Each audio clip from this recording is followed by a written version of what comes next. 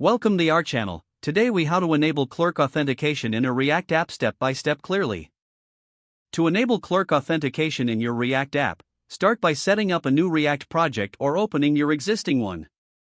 If you don't have a project yet, create one using create React app by running npx create React app your app name. Next, navigate into your project directory with cd your app name.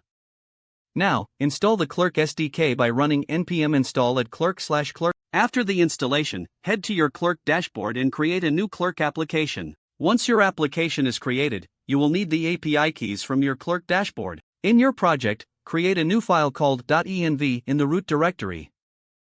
Inside the .env file, add the following line using your Clerk frontend API key, react_app_clerk_frontend_. Next, open your src/index.js file.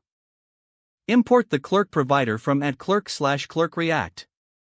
Wrap your main app component with Clerk provider, passing in the frontend API prop. It should look something like this: Clerk provider frontend API equals process.env.react_app_clerk_frontend_API.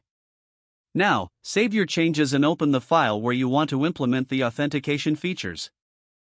Import the necessary components like sign-in, sign-up, or redirect to sign-in from @clerk/clerk react. Use the sign-in and sign-up components in your desired location within the JSX. For guarded routes, wrap your routes with requireauth to ensure that authentication is required. Make sure your app conditionally renders either the sign-in or sign-up component based on the user's authentication state. Now, run your development server using npm start. Open your browser and visit http://localhost 3000 to see the authentication forms. To test, create an account using the sign-up component. After signing up, you should be redirected to the desired page. Logout options can be easily added using the useauth hook to manage user sessions. You've now successfully enabled Clerk authentication in your React app. If the page does not load, refresh the browser or try again in a private or incognito window.